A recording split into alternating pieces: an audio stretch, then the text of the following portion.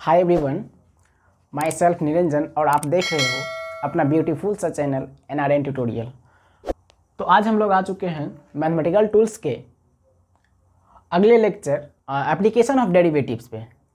इस लेक्चर में हम लोग बेसिकली दो चीज़ों के बारे में डील करेंगे, मैक्सिमा एंड मिनिमा, एंड अपना जो नेक्स्ट टॉपिक होगा वो होगा derivative as a rate major.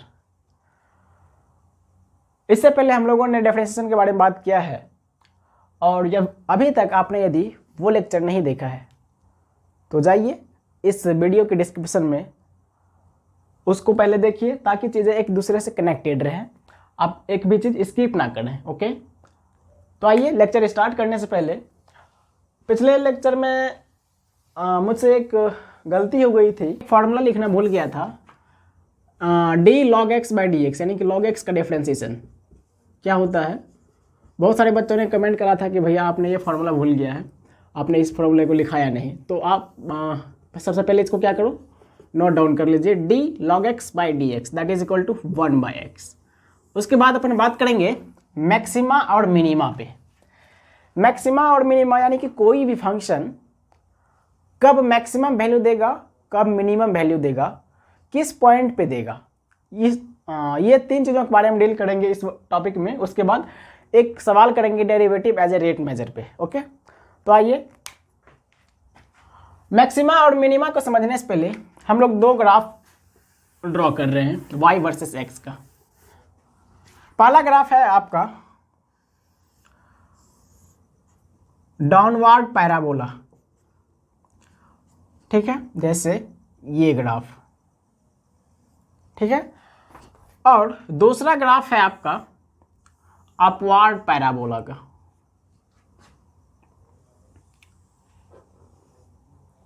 ठीक है। अब देखिए, यदि अपन इस ग्राफ को ऑब्जर्व करें तो हर एक इंस्टेंट पे क्या हो रहा है, स्लोप इंक्रीज होते जा रहा है। यदि अपन इस पॉइंट की बात करें, इस पॉइंट की, तो इसका स्लोप क्या होगा, कुछ इस तरीके से होगा। यानी कि अगर यहाँ पे देखें तो ये एंगल θ1 बना रहा है, और इसका स्लोप देखें तो यहाँ पर क्या करेंगे, एक टेंजेंट ड्रॉ करेंगे, और ये वर्टिकल के साथ जो एंगल बनेगा वो लगभग θ2। इस पॉइंट की बात करें, इस पॉइंट पे स्लोप जो कि हॉरिजॉन्टल टेंजेंट है, यहाँ पर स्लोप होगा आपका क्या, 0। क्यों? क्योंकि ये एक्स एक्सिस के पैरेलल हो जाता है। यहाँ पर एंगल जो बनता है वो 0, और tan 0 कितना होता है, 0। तो यहाँ पर जो है स्लोप क्या हो जाएगा, 0। और इसी पॉइंट के कॉरेस्पॉन्डिंग जो इस ग्राफ में है आपको मैक्सिमम वैल्यू मिलने वाला है। जैसे मान लेते हैं ये पॉइंट है x1, ठीक है। उस सिमिलरली आप थोड़ा सा इसके नीचे आओगे तो यहाँ पे आपको डिक्रीजिंग स्लोप दिखता जाएगा। इस तरीके से आप देख सकते हैं कि इस ग्राफ में एक पॉइंट वहाँ है, एक पॉइंट है जो कि मैक्सिमम वैल्यू देगा, और उस पॉइंट पे स्लोप क्या है, 0। यहाँ पे स्लोप क्या है, 0। सिमिलरली अगर अपन अपवार्ड पैराबोला की बात करें, यहाँ से स्टार्ट करेंगे तो स्लोप क्या होता जाएगा, इंक्रीज करता जाएगा, इस तरीके से इंक्रीज करता जाएगा, और एक पॉइंट आएगा जब स्लोप क्या हो जाएगा, 0 होगा, और यहाँ पर क्या एग्जिस्ट करेगा, इसका मिनिमा एग्जिस्ट करेगा, है ना। ये तो हुई बात ग्राफ यदि आपको दिया रहे तो मैक्सिमा और मिनिमा पता करना। कैसे बताएंगे, वो ग्राफ का पीक पॉइंट या फिर ट्रफ पॉइंट बताएगा कि वो मैक्सिमम वैल्यू वहाँ पे होगा कि मिनिमम वैल्यू होगा। यदि आपके पास कोई एक फंक्शन दिया रहे, कोई एक एक्सप्रेशन दिया रहे, तो आप कैसे कहोगे कि इसमें मैक्सिमा कहाँ पे होगा, मैक्सिमा किस पॉइंट पे होगा और कितना होगा। तो आइए एक प्रॉब्लम लेके उसको समझते हैं। आपको यहाँ पे बताना है, पहला क्वेश्चन है इसका, पहला पार्ट है कि किस पॉइंट पे मैक्सिमा और मिनिमा एग्जिस्ट करेगा, पहला point of maxima and minima. इस क्वेश्चन का दूसरा पार्ट जो है वो ये है कि उस कॉरेस्पॉन्डिंग पॉइंट पे कितना मैक्सिमम वैल्यू होगा और मिनिमम वैल्यू होगा। मैक्सिमम वैल्यू और मिनिमम वैल्यू पता करना है, maximum value and minimum value. Okay, तो इस सवाल को प्रोसीड कैसे करा जाए, वो समझते हैं। सबसे पहले आपको एक बहुत बड़ा सा एक्सप्रेशन दिया गया है, पूछा है मैक्सिमा और मिनिमा किस किस पॉइंट पे लाई करेगा। मैक्सिमा और मिनिमा कहाँ पे लाई करता है, अभी जस्ट आपने देखा कि यदि कोई आपको ग्राफ दिया रहे तो ग्राफ का स्लोप, अगर उस ग्राफ पे यदि टेंजेंट ड्रॉ करें और वो हॉरिजॉन्टल टेंजेंट हो तो उस पे उसका स्लोप क्या हो जाएगा, जीरो होगा। उस पॉइंट पे उसका स्लोप क्या हो जाएगा, जीरो होगा। तो या और वो पॉइंट जिस पे स्लोप जीरो होगा वहाँ पर या तो मैक्सिमम वैल्यू एग्जिस्ट कर सकता है या फिर मिनिमम वैल्यू।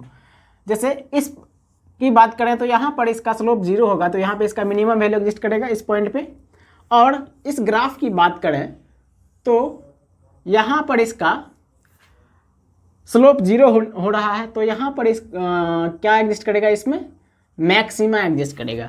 तो ये कॉन्सेप्ट यहाँ पे यूज करेंगे, यानी कि ये क्या है, स्लोप जीरो। स्लोप जीरो कहने का मतलब क्या हो गया, d y by d x क्या होगा, जीरो होगा। क्या होगा, d y by d x zero होगा। दिस इंप्लाइज, इसको डिफ्रेंशिएट करो, डिफ्रेंशिएट करेंगे तो क्या होगा, 6x² माइनस का 30x प्लस का 36 और ये कांस्टेंट का डिफ्रेंशिएशन क्या हो जाएगा, जीरो होगा। ये जीरो के बराबर होगा। यहाँ से यदि अपन 6 को कॉमन ले लें तो आपके पास दिखता है x² minus 5x plus 6 that is equal to zero, या फिर x² minus 5x plus 6 equal to zero. यहाँ इसको आप यदि आप सॉल्व करोगे तो आपको एक वैल्यू निकल के आएगा। इसको फैक्टराइज करेंगे तो x minus 2 into x minus 3 that is equal to zero, और यहाँ से आपको x का वैल्यू निकल रहा है 2 और x का वैल्यू 3 निकल रहा है, 2 और 3 निकल रहा है। ठीक है, तो ये तो फिक्स है कि x इक्वल टू 2 पे या तो मैक्सिमा एग्जिस्ट करेगा या फिर मिनिमा। इस पॉइंट पे हो सकता है क्या, मैक्सिमा एग्जिस्ट कर सकता है या फिर मिनिमा। ठीक है, अपने को पॉइंट पता चल गया मैक्सिमा और मिनिमा का। अब किस पॉइंट पे मैक्सिमा एग्जिस्ट करेगा और किस पॉइंट पे मिनिमा एग्जिस्ट करेगा, इसके लिए हम लोग अपन थोड़ा सा लॉजिक लगाएंगे। क्या करेंगे, देखिए मैक्सिमा और मिनिमा के लिए हम लोग करते क्या है, जो फंक्शन दिया गया था उसको 2 बार डिफरेंशिएट करेंगे। जो फंक्शन दिया गया था उसको 2 बार डिफरेंशिएट करेंगे, या फिर दूसरे वर्ड में कहें तो D of d2y by dx² या फिर D of dy by dx, और ये इसको डिफरेंशिएट कर देंगे फिर से x के रिस्पेक्ट में। ये क्या हो जाएगा, यहाँ से अगर फिर से अपन इसको डिफरेंशिएट करें d2y बाई dx² करने का मतलब क्या हुआ, dy बाई dx को डिफरेंशिएट करेंगे, यानी कि इस वाले पोर्शन को डिफरेंशिएट करना है। तो यहाँ से देखिए क्या हो जाएगा आपके पास, दिस इंप्लाइज 2x माइनस 5 क्या हो जाएगा, इसको डिफरेंशिएट करने के बाद आपको मिलता है 2x माइनस 5। अब यदि इसमें क्या करेंगे, एक बार तो आपको निकलेगा 2 इंटू 2 माइनस 5 यानी कि 4 माइनस 5, और ये जो होगा आपको -1, ये क्या हो गया, लेस देन 0 हो गया। क्या हो गया, ये लेस देन 0 हो गया। तो यानी कि जब d2y बाई dx का वैल्यू लेस देन 0 होता है तो वहाँ पे मैक्सिमा एग्जिस्ट करता है, यानी कि मैक्सिमा यहाँ पे होगा। यहाँ पे क्या एग्जिस्ट करेगा, मैक्सिमा। और x इक्वल टू 3 पे चेक करते हैं। x इक्वल टू 3 पे 2 इंटू 3 माइनस 5, यहाँ पर जो d2y बाई dx² निकाला उसमें x के जगह पे क्या रखेंगे, 3। तो यहाँ से निकल के आता है 6 माइनस 5, और ये क्या है, 0 से बड़ा है। ये क्या है, 0 से बड़ा है, या फिर कह सकते हैं इसको दिस इज पॉजिटिव। और यदि d2y बाई dx² पॉजिटिव होता है तो वहाँ पे क्या एग्जिस्ट करता है, मिनिमा। क्या एग्जिस्ट करता है, मिनिमा।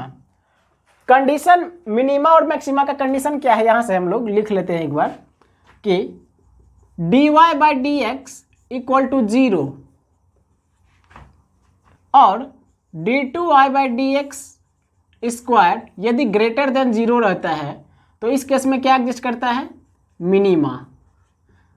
ठीक है, और दूसरा केस क्या है, यदि dy by dx equal to 0 और d2y बाई dx² ये लेस देन 0 निकलता है तो इस केस में मैक्सिमा एग्जिस्ट करता है। इस केस में क्या एग्जिस्ट करेगा?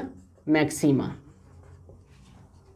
प्रोसीजर कैसे चेक करेंगे मैक्सिमा एग्जिस्ट करेगा कि मिनिमा? सबसे पहले दिए गए फंक्शन को x के रिस्पेक्ट में एक बार डिफरेंशिएट करेंगे, उसके बाद वहां से अपने को जो यदि क्यूबिक पोलिनोमियल रहेगा तो दो इक्वेशन मिलेंगे, वहां से दो x के वैल्यू मिलेंगे, और जितने x के वैल्यू मिलेंगे उसका यूज करेंगे हम लोग d2y/dx² में। फिर से क्या करेंगे? d2y/dx² यानी कि dy/dx को फिर से डिफरेंशिएट कर देंगे एक बार x के रिस्पेक्ट में, तो आपको निकल के आ जाएगा यहाँ पे d2y/dx² का वैल्यू। और इस वैल्यू में अलग अलग इंडिविजुअली हम लोग चेक करेंगे 2 और 3 रख के। यदि d2y/dx² लेस देन 0 होगा तो वहां पे मैक्सिमा एग्जिस्ट करेगा, और d2y/dx² यदि ग्रेटर देन 0 होगा तो वहां पे क्या एग्जिस्ट करेगा? मिनिमा। अब पूछा है आपसे क्या? मैक्सिमम वैल्यू और मिनिमम वैल्यू क्या होगा? मैक्सिमम वैल्यू और मिनिमम वैल्यू के लिए हम लोग क्या करेंगे? देखिए, आपको जो फंक्शन दिया हुआ था वो क्या था? y = 2x³ minus this. तो आपको क्या करना है? यदि y मैक्स फाइंड करना होता तो y मैक्सिमा कहां पे निकला था? x = 2 पे मैक्सिमा एग्जिस्ट करता है। तो इस फंक्शन में जहां जहां पे x है वहां पे क्या करेंगे? 2 रख देंगे। y मैक्सिमम क्या हो जाएगा? 2 × 2 whole cube minus 15 × 2² plus 36 × 2 plus 11। ठीक है, इसको यदि आप सॉल्व करोगे तो मैक्सिमम वैल्यू आपको मिल जाएगा। ठीक है, मैं सॉल्व नहीं कर रहा हूँ। और मिनिमम वैल्यू y मिनिमम कितना हो जाएगा? मिनिमा कहाँ एग्जिस्ट किया था? x = 3 पे, x = 3 पे मिनिमा था। तो जहाँ जहाँ पे x है वहाँ पे 3 रख देंगे। 2 × 3³ माइनस 15 × 3² प्लस 36 × 3 प्लस का 11, and this is the minimum value, your minimum value of y। यहाँ तक की बातें क्लियर हुई? मैक्सिमा कैसे फाइंड करेंगे, किस पॉइंट पे मैक्सिमा एग्जिस्ट करेगा, और उस पॉइंट के कॉरस्पॉन्डिंग मैक्सिमम वैल्यू या फिर मिनिमम वैल्यू कैसे निकालेंगे। वैसे यदि बात करें एप्लीकेशन ऑफ डेरिवेटिव्स तो ये मैथमेटिक्स का टॉपिक है, लेकिन अपना फिजिक्स में जितना यूज होगा मैंने उतना बता दिया। और यदि आप और भी एक्स्ट्रा पढ़ना चाहते हो मैक्सिमा और मिनिमा से रिलेटेड सवाल, तो आप मैथमेटिक्स के चैप्टर्स में पढ़ोगे। उसके बाद अब हम लोग थोड़ा सा आगे बढ़ेंगे, एक सवाल कर लेंगे derivative as a rate measure. Okay, derivative as a rate measure में हम लोग क्या करते हैं बेसिकली कि कोई एक पार्टिकुलर फंक्शन दिया रहता है, ठीक है, उसमें हम लोग किसी एक पार्टिकुलर टाइम इंटरवल पे, किसी एक पार्टिकुलर इंस्टेंट पे कोई एक फंक्शन का वैल्यू रखेंगे, और वहाँ पे देखेंगे कि दिया गया फंक्शन किस रेट से इंक्रीज कर रहा है या फिर किस रेट से डिक्रीज कर रहा है, किस रेट से इंक्रीज करेगा या फिर किस रेट से डिक्रीज करेगा, उसके बारे में स्टडी करेंगे। तो आइए अब हम लोग देखेंगे डेरिवेटिव एज आ रेट मेजर। देखिए सवाल क्या है, सवाल एक बार रीड करते हैं, उसके बाद आप क्या करोगे, वीडियो को एक बार पॉज करोगे और खुद से ट्राई करोगे। अगर नहीं बनता है तो फिर से आप वीडियो को आगे देखोगे। सवाल है, a hot air balloon rising straight up is tracked by a range finder 500 meter from the lift off point. At the moment, the range finder elevation angle is 45 degree. The angle is increasing at the rate of 0.14 degree per minute. How fast is the balloon rising up at the moment? सवाल में कहा क्या रहा है कि एक balloon है जो कि स्ट्रेट अपवर्ड डायरेक्शन में मूव कर रहा है किसी रेट से, वो फाइंड करना है। इसमें कुछ कंडीशन देके रखा है कि जो बैलून अपवर्ड मूव कर रहा है, अपवर्ड डायरेक्शन में जा रहा है, तो उसको ऑब्जर्व कर रहा है एक रेंज फाइंडर या फिर उसको डिटेक्टर आप बोल सकते हो। वो रेंज फाइंडर जैसे मान लेते हैं ये क्या है, आपका बैलून है, ये है आपका बैलून, ठीक है, ये स्ट्रेट अप किसी ग्राउंड लेवल से स्टार्ट किया होगा और ये ऊपर जा रहा है अपवर्ड डायरेक्शन में, ठीक है। यहाँ पर एक क्या है, रेंज फाइंडर है, जिसका यहाँ से यहाँ तक का बीच का जो डिस्टेंस है वो 500 मीटर है, ये दे के रखा है। और ये जो रेंज फाइंडर है जब इस बैलून को देखता है तो उसके साथ जो एंगल ऑफ एलिवेशन बनता है वो आपको दे के रखा है कितना, 45 डिग्री। ठीक है, तो पूछ रहा है क्या, ये जो बैलून है ये अपवर्ड डायरेक्शन में जो जा रहा है इसका रेट क्या है, मतलब कितना फास्ट ये अपवर्ड डायरेक्शन में मूव कर रहा है। तो मान लेते हैं क्या, इस ग्राउंड लेवल से इस बैलून का हाइट किसी एक इंस्टेंट पे y था। कितना था, y था। जब ये 45 डिग्री बना रहा था तो y था। तो पूछा है आपसे क्या, dy बाई dt, यहाँ पे क्या है, रेट पर मिनट में है ना। तो क्या पूछा है, dy बाई dt कब, जब थीटा क्या हो, 45 डिग्री हो।